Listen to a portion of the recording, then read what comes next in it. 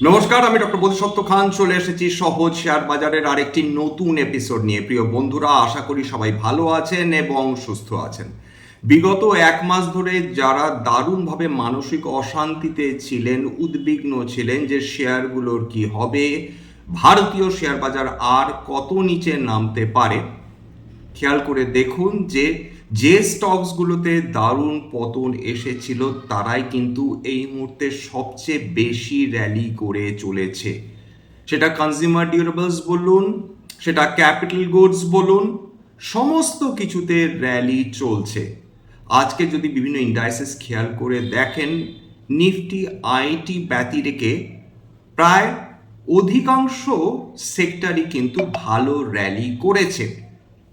আজকে একটা খবর এসেছে যেটা যদিও শেয়ার মার্কেটের পার্সপেক্টিভে মারাত্মক ইম্পর্টেন্ট কোনো খবর নয়, কিন্তু তবু এখানে বলে রাখার প্রয়োজন রয়েছে। তার কারণ এক্ষেত্রে এটা একটি আদানি সম্পর্কিত খবর এবং আজকের যদি খেয়াল করে দেখেন বা বিগত কয়েকদিন যদি খেয়াল করে দেখেন, আদানি গ্রুপ স্টকসগুলোতে যে নিরন্তর র্যালি চলছিল, আজকের সকালে খবর আসে যে শ্রী গৌতম আদানি শ্রী মুকেশ আম্বানিকে টেক্কা দিয়েছেন এবং এশিয়ার সবচেয়ে ধনী ব্যক্তি হিসাবে ইমার্জ করেছেন। বর্তমানে এনডিটিভির খবর অনুযায়ী শ্রী গৌতম আদানির ব্যক্তিগত তার যদি সম্পদ বলেন সেটা 92.5 বিলিয়ন ডলার এবং শ্রী মুকেশ আম্বানি প্রায় 90.5 বিলিয়ন ডলারের কাছাকাছি। অর্থাৎ এ বলে আমায় দেখ, ও বলে আমায় দেখ। আজকে যদি আদানি গ্রুপ কোম্পানিজগুলোর শেয়ারগুলোতে যে উত্থান এসেছে সেটা যদি আমরা আলোচনা করি, সেক্ষেত্রে দেখবেন যে আদানি এনার্জি সলিউশনস 2.27% উত্থান এবং আজকে সেটা 52 সপ্তাহের নতুন উচ্চতা ছুঁয়েছে। আদানি এন্টারপ্রাইজেস প্রায় 0.1% উত্থান, আদানি গ্রিন এনার্জি সেটা 0.1% উত্থান, আদানি পোর্টস এবং স্পেশাল ইকোনমিক জোন সেটা প্রায় 1.3% উত্থান, আদানি পাওয়ার সেটাও আজকে 52 সপ্তাহের নতুন উচ্চতা ছুঁয়েছে, 2.33% উত্থান, আদানি টোটাল গ্যাস সেটা 5.5%-এর উপর উত্থান এসেছে।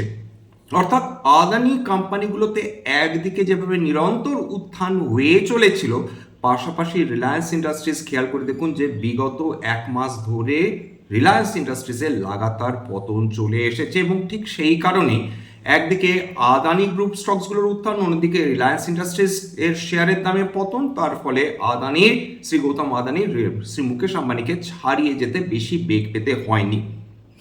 এটা যেরকম একটা খবর, অন্যদিকে আরেকটা যেটা ভালো খবর, যেটা বাজার প্রত্যাশা করছিল যে ক্রুড অয়েলের দামের কি অবস্থা হবে। বিগত কাল রাতে যখন ডোনাল্ড ট্রাম্প বলে দিলেন যে রাশিয়ার তেলের উপর আবার নতুন করে স্যাংশন জারি হবে এবং তিনি সেটা জারি করলেন, সেক্ষেত্রে আমি বলেছিলাম যে এই ক্ষেত্রে বিশ্ববাসীর খুব একটা বেশি মাথা ব্যথা থাকবে না, কারণ বিশ্ববাসী যে ধৈর্যের পরীক্ষা দিয়ে চলেছে তাদের ধৈর্যের বাঁধ ভেঙে গিয়েছে। কোনো দেশই আমেরিকা নতুন করে সেটা ইরানের তেলের উপর স্যাংশন হোক বা রাশিয়ান তেলের উপর স্যাংশন হোক সেটা মেনে নেবে না, যতই আমেরিকা স্ট্রেট অফ হরমুজের বাইরে তারা নজরদারি চালাক না কেন। এবং ভারতবর্ষ তারা রীতিমতন রাশিয়ান তেল বহু বছর ধরেই কিনে চলেছে, বিশেষ করে কোভিড পরবর্তী সময় থেকে, এবং তার পরিমাণ বেড়ে গিয়েছিল রাশিয়া ইউক্রেন ফেব্রুয়ারি মাসে 2022-এর পর থেকে।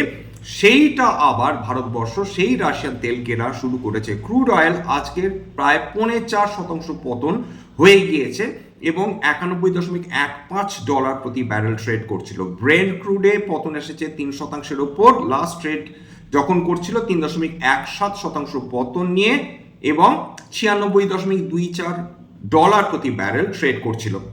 গ্যাসোলিন অর্থাৎ আমেরিকা যে পেট্রোল ব্যবহার করে সেখানে 2%-এর উপর পতন। সোনা আজকে ভীষণ ফ্ল্যাট, অর্থাৎ সেই অর্থে কোনো পরিবর্তন আসেনি। রুপো আজকে প্রায় 1% শক্তি অর্থাৎ উত্থান নিয়ে ট্রেড করছিল। তবে এর আগে বারবার আলোচনা করছি, আবার বলছি, যখনই খেয়াল করে দেখবেন যে ডলার ইন্ডেক্স শক্তিশালী হয় তখন কমোডিটির ওপর আঘাত আসে। ঠিক উল্টোটা হয়, যখন ডলার ইন্ডেক্স দুর্বল হয় তখন কমোডিটিগুলো শক্তিশালী হতে থাকে।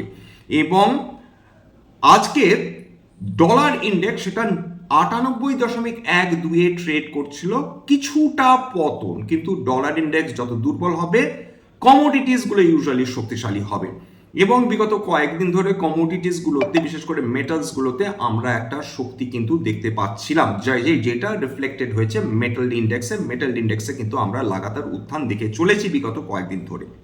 3 নম্বর ভালো খবর সেটা হচ্ছে ইরান এবং আমেরিকা তারা মুখে এখন পরস্পরের সঙ্গে মৌখিকভাবে লড়াই চালাচ্ছে, মিমের সাহায্যে লড়াই চালাচ্ছে, এআই ভিডিওর সাহায্যে লড়াই চালাচ্ছে, কিন্তু পরস্পরকে যে মিসাইল বা ড্রোনের মাধ্যমে আক্রমণ সেটা আপাতত বন্ধ করে রেখেছে বিশ্ববাসী।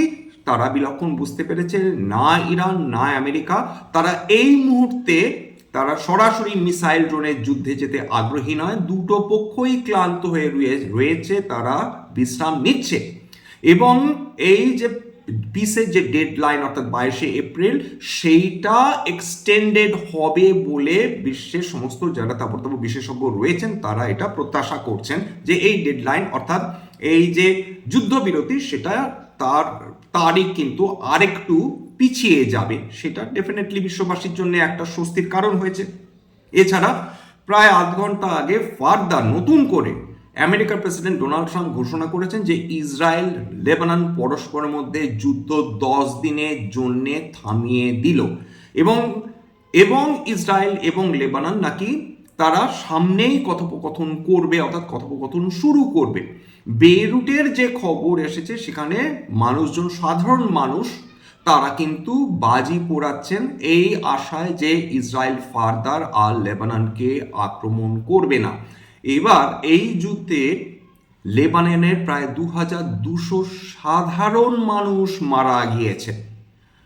ইসরায়েলের যে লেবাননের যে হেজবুল্লাহ গ্রুপ বা প্যালেস্টাইনের যে হামাস গ্রুপ সেখানে কত হতাহত হয়েছে সেই খবরটা খুব পরিষ্কার নয়, কিন্তু সাধারণ মানুষ বিলক্ষণ ক্ষতিগ্রস্ত হয়েছে, তাদের প্রিয় মানুষের প্রাণহানি হয়েছে। সেটা আপাতত থামতে চলেছে, খুব স্বাভাবিকভাবে মানুষ খুশি। এবং যুদ্ধ যত বৃদ্ধি পাবে গোটা বিশ্ব অর্থনীতির জন্য ক্ষতি তো বটেই, ভারতবর্ষের অর্থনীতির জন্যেও এটা দারুণ ক্ষতির কারণ হয়ে দাঁড়াতে পারে এবং অলরেডি ক্ষতির কারণ হয়ে চলেছে। 5 নম্বর যেটা ভালো খবর হয়ে আমাদের সামনে আসতে পারে সেটা হচ্ছে এই যে এরকম যুদ্ধ বিগ্রহ যদি বন্ধ হয় তাহলে আবার ইকোনমি অন ট্র্যাক ফিরে আসতে পারে এবং এফআইআইরা তারা ভারতবর্ষে ফিরে আসার চেষ্টা করবেন। কেবলমাত্র যে শেয়ার মার্কেটে ফরেন ইনস্টিটিউশনাল ইনভেস্টার্সরা শেয়ার বিক্রি করে দিয়ে চলে গেছেন বিগত 2 বছর ধরে এমনটি নয়, তারা প্রায় 3.5 লক্ষ কোটি টাকার ওপর শেয়ার বিক্রি করে দিয়ে অলরেডি চলে গেছেন বিগত 2 বছরে। এপ্রিল মাসেও তারা জোরদার বিক্রি করেছেন বটে, কিন্তু বিগত 2 দিন অর্থাৎ 15 তারিখ এবং 16 তারিখ এই দুটো দিন কিন্তু এফআইআইসরা তারা ভারতীয় শেয়ার বাজারে নেট বায়ার্স ছিল, অর্থাৎ যতই কম তারা শেয়ার কিনুক না কেন প্রায় 500 থেকে 600 কোটি টাকার শেয়ার কিনেছেন। নিঃসন্দেহে এটা একটা স্বস্তি দেবে, অন্তত আপেক্ষিকভাবে হলেও হোক তারা শেয়ার বিক্রি করা বন্ধ রেখেছেন। 2 নম্বর, আমাদের ডেট মার্কেটে ফরেন যে ইনস্টিটিউশনাল ইনভেস্টার্সরা বা ফরেন পোর্টফোলিও ইনভেস্টার্সরা তারা বিগত 1 মাসে $1 বিলিয়ন বেশি ডেট ইনস্ট্রুমেন্টস বিক্রি করে চলে গিয়েছেন। এটা আরেকটা চিন্তার ব্যাপার। ভারতবর্ষে এরা দুভাবে মূলত তারা ইনভেস্ট করে থাকে, হয় তারা ডেট মার্কেটে বিভিন্ন বন্ডসে তারা ইনভেস্ট করে, নতুবা তারা ইকুইটি মার্কেটে ইনভেস্ট করে। এখন যেটা দেখা যাচ্ছে দুদিক থেকেই হ্যামারেজ হচ্ছিল, রক্তকরণ হয়ে চলছিল, একদিকে ইকুইটি মার্কেটস, অন্যদিকে বন্ড মার্কেট। তার ফলে ভারতবর্ষের নিজস্ব কারেন্সি টাকার উপর মারাত্মক চাপ পড়ছিল। এইটা বন্ধ হওয়াটা অবশ্যই প্রয়োজন, কারণ যত বন্ড মার্কেটে বিক্রি বাটা হবে, যত ইকুইটি মার্কেটে বিক্রি বাটা হবে, আমাদের টাকা ডলারের সাপেক্ষে ক্রমাগত দুর্বল হতে থাকবে। যদিও আজকের দিনে ডলার কিন্তু টাকার তুলনায় টাকার তুলনায় দুর্বল হয়েছে, টাকা আজকে শক্তিশালী হয়েছে। 93 টাকার ডলার কিন্তু 93 এর নিচে নেমে গেছে, লাস্ট ট্রেড করছিল 92 টাকা 89 পয়সা প্রতি ইউনাইটেড স্টেটস ডলার, যেটা ডেফিনেটলি আজকেরও বিভিন্ন বিনিয়োগকারী বা ট্রেডার্সদের স্বস্তি দিয়েছে। এবার চলে আসি আজকের বিভিন্ন ইন্ডাইসেসের যে উত্থান বা পতন। নিফটিতে আজকের আপনারা উত্থান দেখেছেন প্রায় 156 পয়েন্ট, 0.65% উত্থান, সেটা 24,353-তে বন্ধ হয়েছে নিফটি। বিএসসি সেন্সেক্স সেটা 78,493, মানে প্রায় 78,500 কাছাকাছি বন্ধ হয়েছে, এটাও 0.65% উত্থান দেখেছে, 500 পয়েন্টের ওপর উত্থান। নিফটি ব্যাংক 0.85% উত্থান। নিফটি আইটি ভালো পারফর্ম করেনি, আজকে সামান্য পতন 0.02%। নিফটি অটো খুব একটা পজিটিভলি রিয়াক্ট করতে পারছে না, কারণ তেলের দাম এখনো কমেনি। $90 ওপর থাকা মানে ভারতের অর্থনীতির পক্ষে সবসময় বিপজ্জনক। সুতরাং নিফটি অটো আজকের অতি সামান্য উত্থান 0.2। কিন্তু ক্যাপিটাল গুডস দুর্দান্ত পারফর্ম করেছে 2.19%। কনজিউমার ডিউরেবলস ভালো পারফর্ম করেছে 2.57%, মাফ করবেন 1.07%। এফএমসিজি আজকে আবার ফিরে এসেছে, বিএসসি এফএমসিজি 2.57% উত্থান। এছাড়া মেটাল 1.11% উত্থান, অয়েল অ্যান্ড গ্যাস 1%-এর উপর উত্থান। এবং নিফটি ইন্ডিয়া ডিফেন্স দেখুন, যুদ্ধ শুরু হয়েছে এবং সারা বছর ধরে নিফটি ইন্ডিয়া, যেখানে নিফটি নেগেটিভে, সেন্সেক্স নেগেটিভে, আইটি নেগেটিভে, সেখানে নিফটি ইন্ডিয়া ডিফেন্স এখনো অবধি ইয়ার টু ডেট 13.78% রিটার্ন দিয়েছে পজিটিভ। নিফটি ক্যাপিটাল মার্কেট সেইটা বিগত কয়েকদিন ধরে বা কয়েক সপ্তাহ ধরে নিরন্তর পতন দেখেছিল, সেই নিফটি ক্যাপিটাল মার্কেট যুদ্ধে মানে যে যুদ্ধবিরতির ঘোষণার পর এমনভাবে ফিরে এসেছে যে গোটা বছরের জন্য নিফটি ক্যাপিটাল মার্কেট 13.65% উত্থান ইতিমধ্যেই দেখিয়ে ফেলেছে। বিএসসি ক্যাপিটাল গুডসের কথাই বা অস্বীকার করি কেন, 13.41% উত্থান। অর্থাৎ এই তিনটে ইন্ডাইস, Nifty India defence, Nifty capital markets, BSc capital goods, প্রত্যেকটাই প্রায় 13.5% রিটার্ন ইতিমধ্যেই দিয়ে দিয়েছে। এটা স্বাভাবিকভাবে যারা বিনিয়োগকারী, যারা এই সেক্টরের অন্তর্গত বিভিন্ন যে কোম্পানিজগুলোতে ইনভেস্ট করেছে, তারা ডেফিনেটলি তার ফল এখন ভোগ করছেন।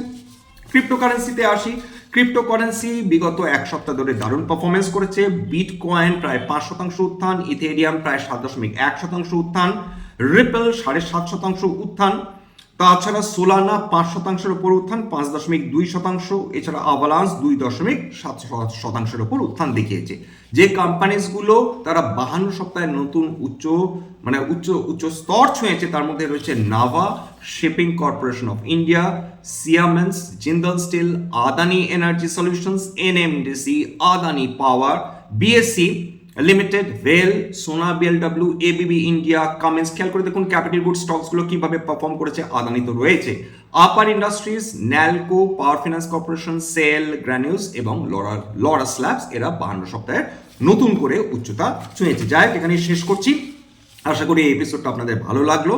টেনশন করবেন না, এটা তো আপনাদের একটি অভিজ্ঞতা হলো। একটা তো বুঝতেই পারছেন যে মার্কেট পতন যেভাবে দেখে, ঠিক সেভাবে মার্কেট ফিরেও আসতে পারে এবং অতি দ্রুত যেভাবে বিভিন্ন কোম্পানি, ভালো মানের কোম্পানি তারা ফিরে এলো, তাদের শেয়ার দরে উত্থান এলো, সেটা যারা নতুন বিনিয়োগকারী বা কোভিড পরবর্তী সময় থেকে বিনিয়োগ করেছেন তাদের অবশ্যই স্বস্তি দেবে। তার মানে কি এটা দাঁড়ায় যে মার্কেট ভবিষ্যতে পতন দেখবে না?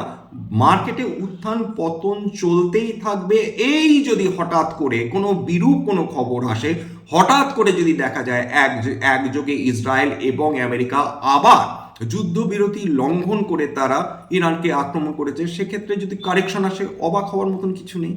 যাক, শেষ করছি। স্ট্যান্ডার্ড ডিসক্লোজার, যে কোম্পানিজগুলো নিয়ে আলোচনা করলাম, হতে পারে তার মধ্যে কয়েকটা কোম্পানিতে আমার বা আমার পরিবারের ভেস্টেড ইন্টারেস্ট থাকলেও থাকতে পারে। ভবিষ্যতে যদি নতুন করে কিনি বা বিনিয়োগ করি, আগামী বিজ্ঞপ্তিতে কিনতে বা বিক্রি করতে পারবো না। স্ট্যান্ডার্ড ডিসক্লেমার, এটা কেবলমাত্র একটা এডুকেশন চ্যানেল, বাঙালি বিনিয়োগকারীদের ইনভেস্ট অ্যাওয়ারনেস বৃদ্ধির জন্য। এখানে কোনো ধরনের কোনো শেয়ারে buy sell, recommendation, suggestion, advice এমনকি ইনফ্লুয়েন্স করার প্রচেষ্টা নেই। আমার কথা শুনে যদি কোনো অ্যাসেট বা কোনো শেয়ারে বাই সেল সিদ্ধান্ত নেন, ক্ষতির মুখোমুখি হতে পারেন। সুতরাং সবসময় একজন সেবি রেজিস্টার্ড ইনভেস্টমেন্ট অ্যাডভাইসারের পরামর্শ নেওয়ার চেষ্টা করবেন বা নিজে ডিউ ডিলিজেন্স করবেন, সেক্ষেত্রে আপনারা উপকৃত হলেও হতে পারেন। সবশেষে যেটা বলি, যদি এই দিনের এপিসোড আপনাদের ভালো লাগে, প্লিজ একটা লাইক দেবেন, প্লিজ সাবস্ক্রাইব করবেন, এবং যদি সত্যি মনে হয় আমার বাঙালি ভাই বোনদের জীবনে একটুখানি ভ্যালু অ্যাড করতে পেরেছি, প্লিজ নিজের গ্রুপে শেয়ার করে দেওয়ার চেষ্টা করবেন। আজকের জন্য নমস্কার।